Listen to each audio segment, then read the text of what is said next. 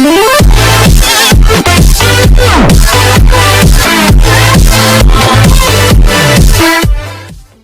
আমার বন্ধুদের প্ররোচনায় পড়ে জিনার মতো কাজে নিজেকে জড়িয়ে ফেলেছি, নাউজুবিল্লাহ। এখন এই পাপের জন্য খুব অনুশোচনা হচ্ছে। দেখুন, শয়তানের সবচেয়ে বড় অস্ত্রের নাম হলো নৈরাশ্য। শয়তান মানুষকে আশাহত করে দিলে এটা হয় তার সবচেয়ে বড় সাকসেসের বিষয়। আর ইমানদারের কাজ হলো কোনোভাবে শয়তানকে সাকসেস হতে না দেওয়া। আল্লাহ বলেছেন, লা তাকনাতু মির রাহমাতিল্লাহ, আল্লাহর রহমতের আশা কখনো তোমরা ছেড়ে দিবে না, কখনো নিরাশ হবে না। ইন্নাল্লাহা ইয়াগফিরুয যুনুবা জামিআ, আল্লাহ সকল গুনাহ মাফ করে দিবেন। এমন কোন পাপ নেই যে পাপ আল্লাহ মাফ করবেন না। ক্ষমার অযোগ্য বলতে পৃথিবীতে কোনো পাপ নেই। শিরকে আল্লাহ মাফ করবেন না যে কোরআনে বলা হয়েছে, এটারও ভুল মিনিং আমরা অনেকে জানি। এটার সঠিক মিনিং হলো, পৃথিবীতে যদি কেউ শিরক করার পরেও তওবা করে, ফিরে আসে, অনুশোচনা করে, আল্লাহ মাফ করে দেন। যদি শিরক নিয়ে মারা যায় সেটা মাফ হবে না।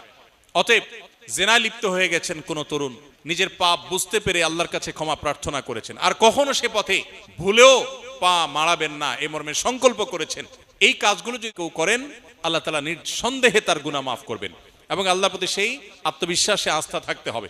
বিধায় হতাশা নয়, বরং আল্লাহর প্রতি আত্মবিশ্বাসী আমাদের থাকতে হবে। তওবা করার পর কোনো না কোনো ভাবে গুনাহ হয়ে যায়, দ্বীনি ঈমান কিভাবে বাড়াতে পারি? মানুষের দুর্বল ঈমান, এটাকে শক্তিশালী করবার জন্য আমাদের হতাশ হওয়া চলবে না। কুল্লু বনি আদম খাত্তা, নবীজি বলেছেন প্রত্যেক আদম সন্তান, মানুষের প্রত্যেকটা সদস্য অপরাধী। অর্থাৎ এমন কোন মানুষ পৃথিবীতে নাই, নবী আলাইহিস সালাম, আম্বিয়া আলাইহিস সালাম ছাড়া, যে মানুষ ভুলের ঊর্ধ্বে বা পাপের ঊর্ধ্বে। মানুষ হিসাবে ভুল হবেই। ও খায়রুল খাত্তাইন আত-তাওয়াবুন, সবার মধ্যে যদি কম হোক বেশি হোক, কারোর বেশি কারোর কম গুনাহ হয়, পাপ হয়, এর মধ্যে সবচেয়ে উত্তম মানুষ হলেন সেই মানুষটা যে মানুষটা খারাপ কাজ করার পর, ভুল কাজ হওয়ার পর তিনি তওবা করেন, তিনি আত্মশুদ্ধি করেন, তিনি ফিরে আসেন। কেউ ভুল হওয়ার পর সরি বলেছে, আল্লাহর কাছে মাপ চেয়েছে, নিজে সংশোধন করেছে, এ হলো ভালো মানুষ।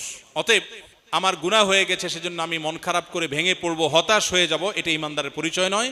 আল্লাহ বলেছেন, ওয়ালা ইয়াইআস মির রাউহিল্লাহি ইল্লাল কওমুল কাফিরুন, আল্লাহর রহমত থেকে অবিশ্বাসী ছাড়া কেউ নিরাশ হতে পারে না। পৃথিবীর উন্নত দেশ, পৃথিবীর সবচেয়ে সুখী দেশের তালিকায় টপ 1, 2, 3, 4 বা টপ 10 এর যে দেশগুলো আছে, এইগুলোতে আত্মহত্যার প্রবণতা ভয়ঙ্কর। আমাদের দেশে এখন মানুষের বৈষয়িক এবং জাগতিক যতটা উন্নতি আছে, 2, 3, 4 দশক, 2, 4, 5 যুগ আগে আমরা চলে গেলে দেখব দেশে অবকাঠামো এত উন্নত ছিল না, এত জিনিসপত্র, এত সম্পদ মানুষের ছিল না, এত খাবার দেশে ছিল না, কিন্তু মানুষের সুখ এখনের চাইতে বেশি ছিল। এখন মানুষ দুঃখী। এখন আমাদের তরুণদের মধ্যে আত্মহত্যার যে প্রবণতা, শিক্ষিত কলেজ বিশ্ববিদ্যালয় পড়ুয়া ছেলেদের মধ্যে, মেয়েদের মধ্যে যে পরিমাণ আত্মহত্যার প্রবণতা, এটা যত পেছনে যাবেন আমাদের দেশে এটা এতটা ছিল না। এটা কেন হয়েছে? বৈষয়িক উন্নতির অভাব হয় নাই, বরং অগ্রগতি হয়েছে। অভাবটা হয়েছে ঈমানের। এজন্য আল্লাহ বলেছেন, আল্লাহর রহমতের আশা ছেড়ে দিয়ে এই যে আত্মহত্যার দিকে মানুষ যায়, কেন যায়? কারণ আশা ছেড়ে দিছে, সে মনে করে তার বেঁচে থাকার কোনো মানে নাই। আল্লাহ বলেছেন এটা কাফিরদের মধ্যে হতে পারে, কোনো ঈমানদার আশাহত হতে পারে না। সে দেয়ালে পিঠ থেকে গেলেও বিশ্বাস করবে যে আল্লাহ হেফাজত করবেন। এজন্য আল্লাহর প্রতি বিশ্বাস রাখতে হবে।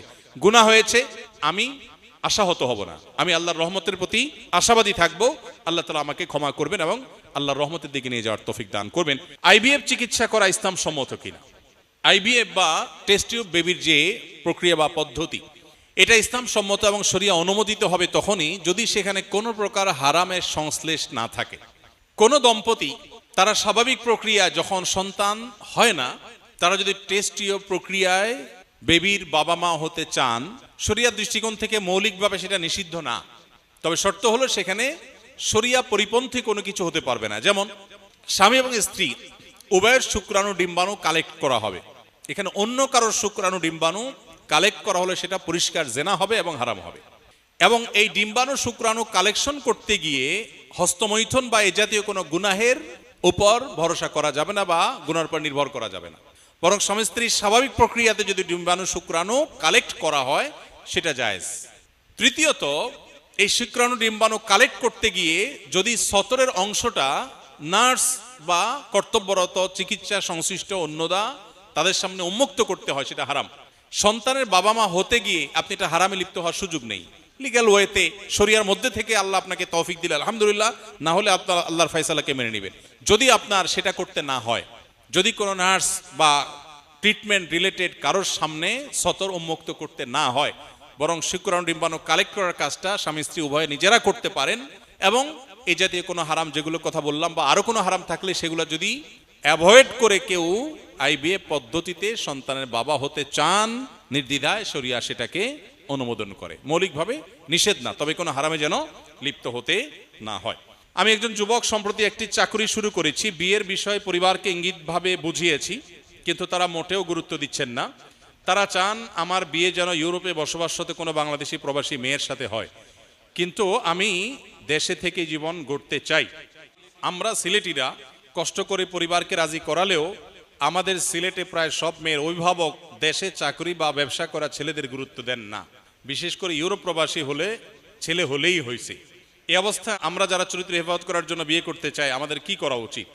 বিশেষ দ্রষ্টব্য, নিজেকে হেফাজতে রাখতে আমি প্রায় রোজা রাখার চেষ্টা করি। আমার বাবা এখানে আছেন, দয়া করে এই বিষয়ে কিছু পরামর্শ দিলে উপকৃত হব। মাশাআল্লাহ, আসামি হাজির। দেখেন, এই প্রশ্নটা টু মাচ কমন। আমরা যেখানেই যাই প্রশ্নোত্তর সেশনে এই প্রশ্ন আসবেই। তো এই ধরনের প্রশ্ন ব্যাপকভাবে আমাদেরকে পেতে হয়। দেখুন, কোন পরিবারে ছেলে হারাম থেকে বাঁচার সংগ্রাম করছে, চেষ্টা করছে যেন তার চরিত্রে কালিমা না লাগে, আর বাবা মা তাকে সহযোগিতা করছে না, এর চেয়ে দুর্ভাগ্যের বিষয় আর কি হতে পারে? হওয়ার কথা তো ছিল উল্টা, যে সন্তান বিপথে যাবে আর বাবা মা তাকে সুপথে আনার জন্য সংগ্রাম চালাবে। কিন্তু এখানে উল্টাটা হয়েছে, যে সন্তান বাঁচতে চায় হারাম থেকে, বাবা মা তার সে আকুতির গুরুত্ব অনুধাবন করতে পারছেন না। যে বাবা সম্পর্কে এটি লেখা হয়েছে, এরকম আর অনেক বাবা থাকতে পারেন, আমরা পার্টিকুলার কোনো কেসের বাইরেও জেনারেলি বলতে পারি। নবী করিম সাল্লাল্লাহু আলাইহি সাল্লাম বলেছেন, তোমাদের সন্তানদের যখন বিয়ের বয়স হবে, তারা যখন উপযুক্ত হবে, এরপর যদি উপযুক্ত পাত্র পাত্রী পেয়ে যাও, তাহলে তোমরা বিবাহ দিতে দেরি করবে না, বিলম্ব করবে না, বিবাহ দিয়ে দাও। যদি না দাও, তাহলে সেক্ষেত্রে এর ফলশ্রুতিতে যে ফিতনা ছড়িয়ে পড়বে, এর ফলশ্রুতিতে যে গুনাহের সয়লাভ হবে, হারাম রিলেশন তৈরি হবে, এর দায়ভার কিন্তু ওই বাবা মাকেই বহন করতে হবে। সন্তানের গুনাহ তো হবেই, সে অপরাধে লিপ্ত হওয়ার কারণে, বাবা মার অবহেলার কারণে যে হারাম পর্যন্ত গিয়েছে, গড়িয়েছে, সেটা দায়ভার কিন্তু বাবা মাকে নিতে হবে। এজন্য দায়িত্বশীল বাবা মার পরিচয় আমাদেরকে দিতে হবে। আমরা আমাদের সন্তানদের চরিত্রের মূল্য আমরা বুঝি না। একটা সামাজিক এক ট্যাবু আমাদেরকে আটকে ফেলেছে। বেশিরভাগ ফ্যামিলিতে বাবা মার চিন্তা যে সমাজে মুখ দেখাবার মতো কিছু একটা ছেলেকে করতে হবে, তারপর বিয়ে করাবো। নাম দিয়েছি নিজের পায়ে দাঁড়ানো। আরে সন্তানকে আরেকজনের পায়ে দাঁড়ায় আছে নাকি? নিজের পায়ে তো দাঁড়ায় আছে সে। নিজের পায়ে দাঁড়াবার নাম করে সন্তানকে হাজার হাজার লাখ লাখ টাকা কামানোর আগ পর্যন্ত বিয়ে না দেওয়া, এটা অভিভাবক হিসাবে, একজন মুসলমান হিসাবে সুস্পষ্টভাবে আল্লাহর অবাধ্যতা, আল্লাহ রাসূলের অবাধ্যতা। অতএব কোন রকম মোহরের টাকা জোগাড় করে স্ত্রীর ডাল ভাতের টাকা জোগাড় করবার ব্যবস্থা যদি সন্তান করতে পারে, বাবা মার কর্তব্য হয়ে যায় সেই সন্তানকে বিয়ে দেওয়া। শরিয়ার সুস্পষ্ট ফতোয়া শুনেন, কোন বাবা মা যদি শরীয়ী কোনো গ্রহণযোগ্য ওজর ছাড়া নিছক পার্থিব বিষয়ে টাকা পয়সার মোহে পড়ে, সামাজিক ভাবসাবের মধ্যে পড়ে তিনি যদি সন্তানকে বিবাহ বিলম্ব করতে থাকেন এবং বছরকে বছর পিছাতে থাকেন, তাহলে সেক্ষেত্রে সেই বাবা মার অভিভাবকত্ব শরিয়ার দৃষ্টিকোণ থেকে আর থাকে না। তখন সন্তান এলাকার মুরব্বী আলেম ওলামাদের অভিভাবক বানিয়ে বিয়ে করবার অধিকার তার চলে আসে।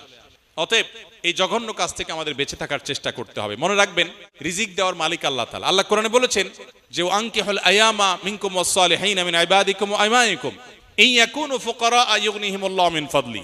যে সমস্ত বাবা মা টাকা পয়সার চিন্তা করে সন্তানের বিবাহ বিলম্ব করছেন, তাদেরকে বলছি, আল্লাহ বলছেন, তোমরা তোমাদের অধীনস্থ সন্তান সন্ততি, তোমাদের ছেলে মেয়েদেরকে তোমরা বিবাহ দাও।